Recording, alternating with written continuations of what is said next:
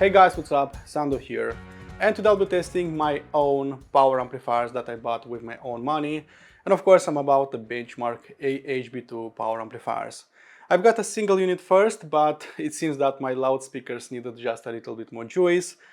So I've added another one for some power overwhelming action. So AHB2 is not your traditional power amplifier from many points of view, and I'll be explaining you why very soon. A single unit will cost you 3,000 euros or US dollars, so this is a proper power amplifier. I've tested them with 3 pairs of loudspeakers and it's time to check them out. When it comes to build quality, it looks plain and industrial, but I really dig its minimalist body. It seems that every unit is designed, assembled and tested individually, undergoing a strict evaluation process, both in terms of looks but also performance. Thanks to its massive heat dissipation fins, AHB2 runs very cool when idle and it remains as cool under most load conditions. It can get a little warmer under stress, but it was never hot in my case. As for controls, on its front plate you can see just a single on-off button and several LEDs, and everything else was moved on its back.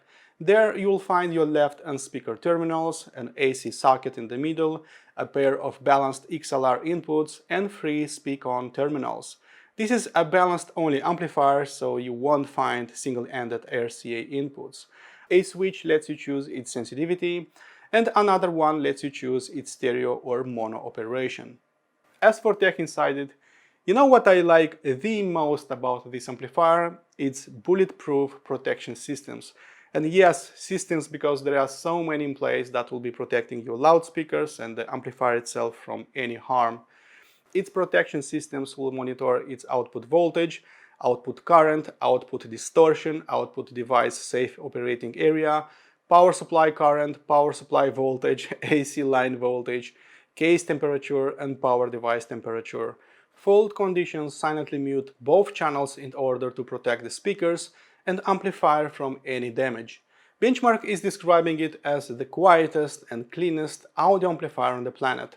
Some very powerful words right here, but considering its measured performance, AHB2 is still unbeatable by any other power amp when it comes to total harmonic distortion, noise and dynamic range.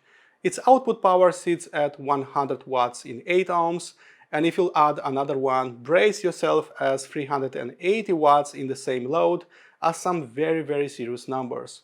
Its output stage is based on bipolar transistors biased into Class AB operation, and the THX-AAA feed-forward error correction circuitry will be providing accurate cancellation of errors exceeding the performance of the best Class A amplifiers.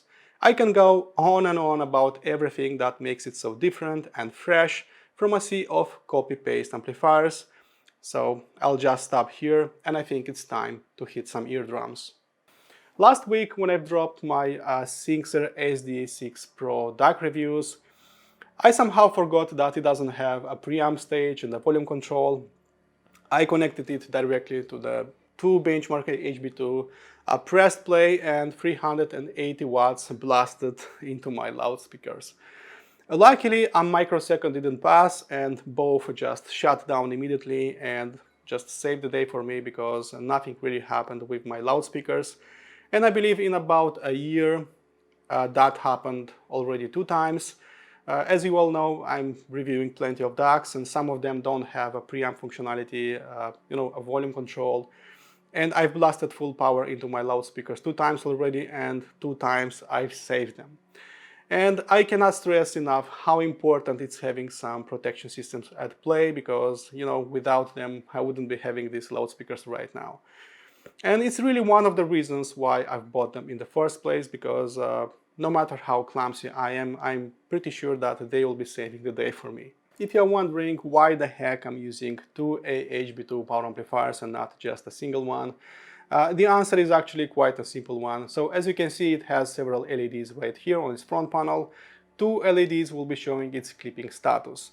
And with my loudspeakers, while listening to some low to moderate volume levels, there wasn't really a problem, so I could listen no problem to anything. But with some high dynamic range tracks and going just a little bit louder, those LEDs started blinking, suggesting that the amplifier was clipping. So distortion appeared and the sound was not reaching those dynamic peaks. It wasn't that impressive. So I've added another one and of course quadrupled that power 4 times. And of course I'm no longer clipping my speakers. The amplifiers are sounding much better. There is no crosstalk, and of course Soundstage improved as well, dynamics improved as well, everything went just a notch a little bit higher. So in my case, 2 units just worked outstanding, much better compared to a single unit. Describing the sound of the AHB2 is a little bit complicated because oftentimes it feels that I'm listening to my digital source, to my loudspeakers, and to nothing more really. And if there is a definition of a very transparent, invisible sounding power amplifier that doesn't try to alter or change the final outcome, that tries to just get away from the purity of the musical signal, then AHB2 is surely that amplifier. And before them I had plenty of integrated and power amplifiers working in Class D, Class AB, Class A. And all of them, some of them sounded really great, especially Ketch's S300. That is an amazing sounding power amplifier. But when I replaced them all with the AHB2, I felt that detail retrieval went forward. So everything that was happening in the background is right now a little bit more forward. So all those micro details, small nuances are very easy now to hear. Everything is very focused, very defined, very sharp in a way.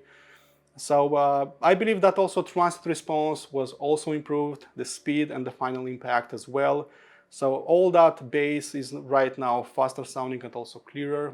It's a high quality type of bass in a way. This is a very linear but also very honest sounding amplifier, and I believe it's really the most detailed amplifier that I've tried at my place. KEF reference 3 that you can see behind me are known to be very revealing but also very fast sounding. So you'll need an amplifier that can tightly control their drivers, and that was a big problem because in my case only 2 amplifiers worked, and those were AHB2 and Ketch's S300.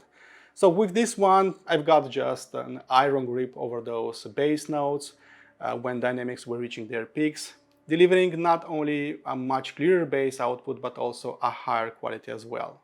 Moving on to noise floor, you should know that AHB2 uses a very advanced THX feed-forward error correction technology, or a noise shaping technique that was specifically designed to kill any type of noise that is coming from your source, that is coming from your wall, or that is coming from the amplifier itself, or from anywhere really.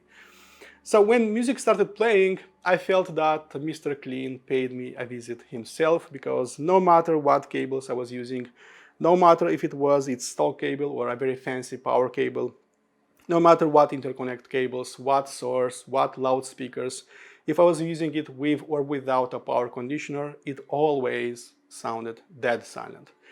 And that, my friends, is a very big deal, because it's so pleasing knowing that you are sending always just the cleanest possible signal to your loudspeakers, nothing more and nothing less. So this is not only a very powerful music making machine, but also a very important tool when I'm making my reviews, when I'm making, DAC reviews, amplifier, loudspeaker reviews, because, this is a very transparent, very clean and really noiseless and distortion-free amplifier, and that's quite important, especially for an amplifier. It needs to be noiseless, and this one is. Moving on to transients, I've already experienced plenty of fearless and plenty of great sounding amplifiers that refused to press the brakes when it comes to transients. But I believe that AHB2 just beat them all in here. That is really no question. And this is one of the reasons, one of the biggest reasons why I bought them in the first place, because for me, transients are very important, otherwise I wouldn't buy them. So when music starts playing, especially modern, music, electronica, pop, hip-hop, all that, just prepare your body for a massage session, because you'll be getting plenty of punches in your chest. And from all the amps that passed through my hands, I believe that these ones are the fastest and the most impactful. And I don't like, throwing big words because it doesn't represent me. But this is really how they performed in my setup with my loudspeakers. And all those traits carried over to other loudspeakers, not only to the reference 3. So sound of Eden, Crescendo Uno sounded pretty much the same.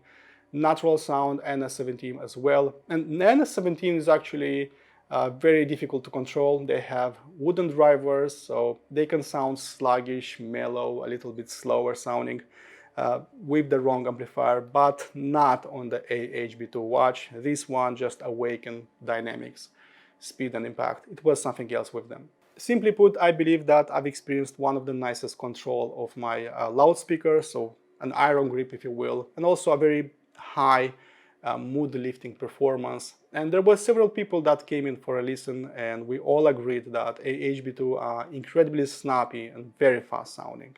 Moving on to detail retrieval and transparency, when noise and distortion are going down, everything else goes up, and everything else is just that pure, unaltered, untainted audio signal. And AHB2 is doing that by default without flexing too much.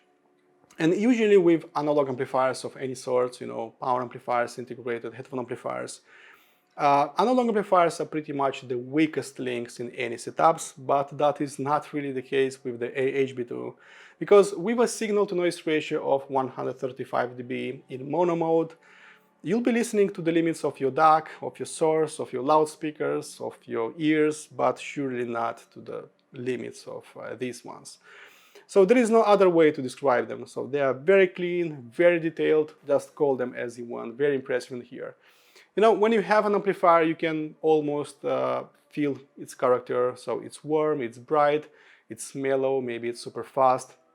It's like looking through a window at your music, and that window is colored, it's tainted, it's muddy, it's clean. But with this one, it's like there is no window at all. So just you, your music collection, and your loudspeakers. Living with their HPA4 preamplifier for 2 years now, I'm not that easily impressed when it comes to detail retrieval and transparency, but AHB2 is exactly like that. Transparency goes hand in hand with detail retrieval, as you might know, and as such, it was really a child's play focusing on any note I wanted, be it in front of me or to my left or to my right. When it comes to soundstage and depth, a single unit was already quite impressive in terms of imaging, in terms of depth, in terms of pinpoint location of the notes around me, so I could easily focus on all the things that were happening to my left, to my right, behind me, in front of me, creating a very precise 3D map of all those sounds. But when I've added another one, then the left-right soundstage improved quite a lot, especially with the KEF reference 3, but also with the sound of Eden Crescendo Uno that sounded more like stand floor loudspeakers in a way. However, it needs to be said that these will not be providing you the absolute biggest soundstage or the nicest depth. For that, you'll need some hybrid or tube-based amplifiers, but they will still, increase and decrease the stage size depending on the music that is being played. There is an unwritten rule that outstanding power supply designs will never limit the air travel in the room, and it seems that Benchmark did their homework very well with that Class H power supply, because I never felt that notes were hitting some imaginary walls. I never felt that my live music sounded like regular music or vice versa. So it wasn't super big, but it was not, crowded or anything like that. It sounded exactly how I wanted to sound all that music. Live music sounded like live music, and regular tunes sounded like that. So, but with two monos, there was definitely slightly more air in between the notes. Quite impressive in terms of soundstage. I cannot complain about that. So layering, imaging was just outstanding on this amplifier.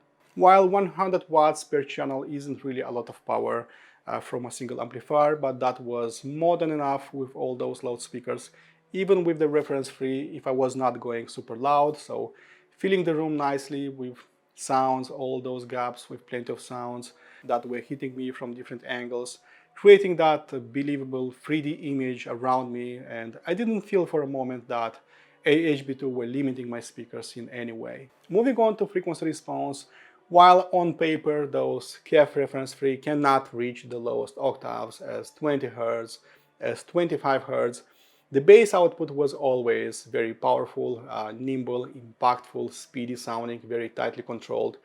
Those are actually the key words with the AHB2, because it's really how it sounds in the bass. It's fast, clean, impactful, and tightly controlled, and this is everything you need to know about its bass output.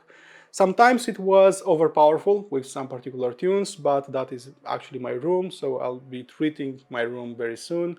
So I'll be controlling that bass a little better because sometimes there is too much quantity-wise. Long story short, I believe that AHB2 offers you a perfect blend of impact, decay, and sustain of the bass. So in the end, you are getting a high quality and a high quantity type of bass.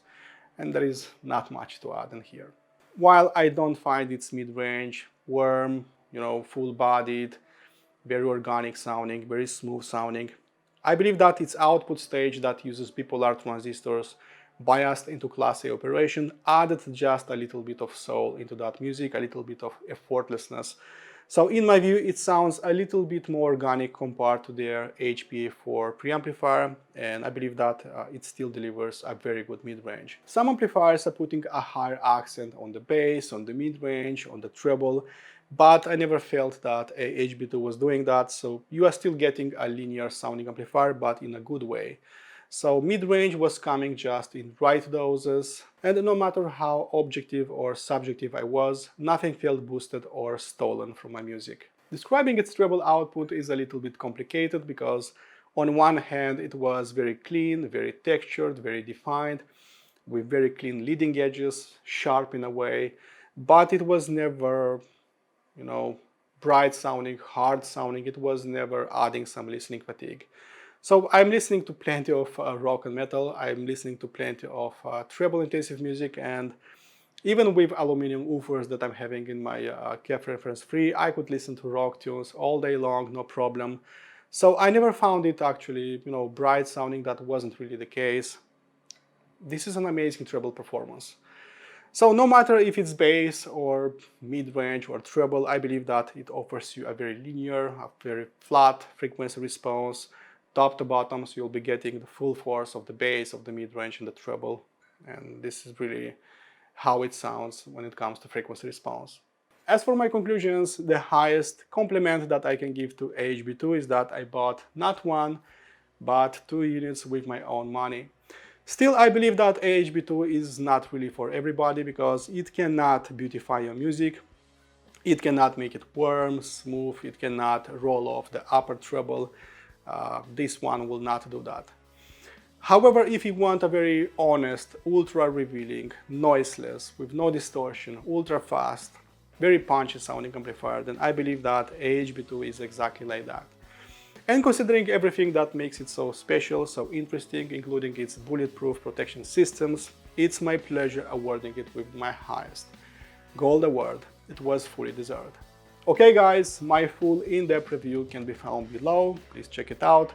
In case you want to support the channel, please subscribe to it, and as usual, listen to my music, be positive, and I'll see you around. Cheers!